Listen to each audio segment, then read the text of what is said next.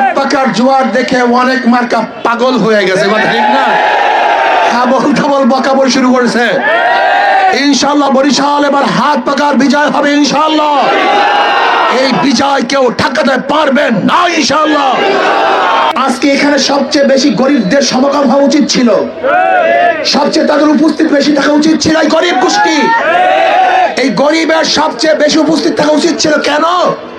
যদি আমি নির্বাচিত হই, একটা গরিবের একটা টাকা লুটপাট করতে দেওয়া হবে না ইনশাআল্লাহ। যদি আমি নির্বাচিত হই, গরিবের একটা টিন আত্মসাৎ করা হবে না ইনশাআল্লাহ। যদি আমি নির্বাচিত হই, গরিবের একটা কম্বল কোন অবস্থায় আত্মসাৎ কেউ করতে পারবে না। সবচেয়ে আমরা গরিবের বড় বন্ধু, কিন্তু কপাল পোড়া গরিব, কপাল পোড়া গরিব ওই চোর টাকা বদমাশদের পিছনে ঘুরে, কিন্তু যারা ওদের আপন তাদেরকে তারা খুঁজে পায় না। আমি গরিবদেরকে বলবো, একটা বারের জন্য আমাদেরকে পরীক্ষা করবেন ইনশাআল্লাহ। গরিবরা, রিক্সাওয়ালা, ঠেলাওয়ালা, শ্রমিক, মজদুর, তাঁতি, কুলি, ঋষি, চামার, কুমার যারা আছেন, ইনশাআল্লাহ সবাই ঐক্যবদ্ধ হন। এবার অন্য কোনো ধোঁকাবাজি মার্কা চলবে না। এবার মার্কা আমাদের হাত পাকা, সবার মার্কা মুহাম্মদ ওয়া আলা আলি মুহাম্মদ। প্রিয় বরিশালবাসী, আগামী 12 তারিখ নির্বাচন অনুষ্ঠিত হবে। তার মানে এই নয় যে এইটাই প্রথম নির্বাচন। এর আগেও বহুত নির্বাচন আমরা দেখেছি। নির্বাচন হয়েছিল 1970 সনে। 1970 সনে নির্বাচনে আওয়ামী লীগ এককভাবে সংখ্যাগরিষ্ঠতা অর্জন করার পরেও পাকিস্তানিরা ভোটের মর্যাদা রক্ষা করতে পারে নাই। ভোটের মর্যাদা রক্ষা না করার কারণে এদেশের মানুষের কাছে যা কিছু ছিল সব নিয়ে ঝাঁপিয়ে পড়েছিল। দেশ স্বাধীন করেছিলাম, ভেবেছিলাম বৈষম্য দূর হবে, সাম্য, মানবিক মর্যাদা, সামাজিক ন্যায় বিচার প্রতিষ্ঠিত হবে। 71 দেশ স্বাধীন করলাম, 72 সংবিধান রচিত হয়েছে, 73 নির্বাচন হয়েছিল। যে নির্বাচন গ্রহণযোগ্য নির্বাচন ছিল না, সুষ্ঠু নির্বাচন ছিল না। 75 ঘটনার পরে জিয়াউর রহমান সাহেব ক্ষমতায় বসলেন, 79 নির্বাচন দিয়েছিলেন। এরপরে জিয়াউর রহমান সাহেব বিদায় হওয়ার পরে 81 একটা নির্বাচন হয়েছিল। এরশাদ সাহেব সত্তার সাহেবকে বিতরিত করে ক্ষমতা বসেন। 86 সনে আর একটা 55 নির্বাচন হয়েছিল। 86 নির্বাচনের পরে আন্দোলন সংগ্রাম, 1991 নির্বাচনে প্রথম বেগম খালেদা জিয়া ক্ষমতায় বসেছেন। ভেবেছিলাম এবার মানুষ মুক্তি পাবে, শান্তি পাবে, কিন্তু 1991 থেকে 96 পর্যন্ত দেশ দুর্নীতিতে 5 বার চ্যাম্পিয়ন, 4 বার চ্যাম্পিয়নশিপ লাভ করেছে। মানুষ মুক্তি পায় নাই, শান্তি পায় নাই। এরপরে 1996 সনে আরেক নির্বাচন হয়েছিল, যেবার নির্বাচনে শেখ হাসিনা ক্ষমতায় এসেছেন।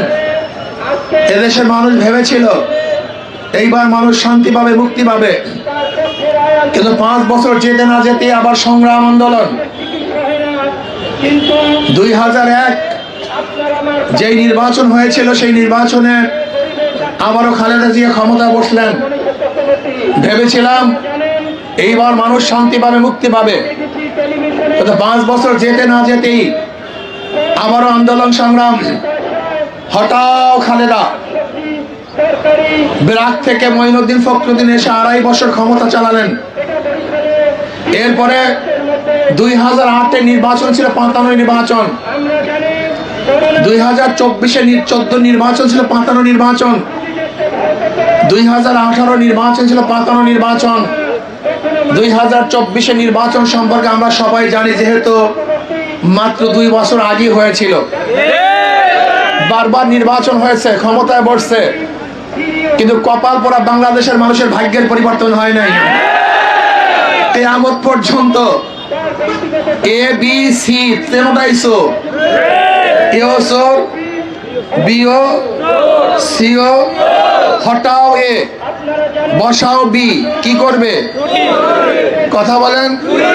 হটাও বি, বসাও সি। কারণটা কি? নেতার পরিবর্তন হয়েছে, দলের পরিবর্তন হয়েছে, নীতি আদর্শ পরিবর্তন হয় নাই।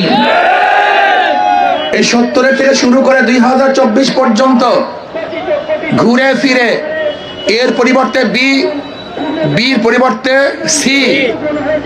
এর জন্য আপনারাও ঘি হয়ে গেছেন। এদেশের মানুষের শান্তি এবং ভাগ্যের পরিবর্তন হবে না। 2 নাম্বার মানুষ 1 নাম্বার কাজ করতে পারে না। যে ব্যক্তি চোর, সে মায়ের নাকে সোনা চুরি করে মিয়া। যারা জালেম, ও বাবার সাথেও জুলুম করে, মায়ের সাথেও, স্ত্রীর সাথেও, যেহেতু অভ্যাস ওর জুলুম। জালেম সবার সাথে জুলুম করবে, কিন্তু যে ব্যক্তি চোর না, সে 70 টাকাও চুরি করতে পারে না, কারণ অভ্যাসই তো নেই। কি নাই? যে জালেম না, সে 70 উপরে জুলুম করতে পারবে না। কেন পারবে না বলেন? কথা কয় না।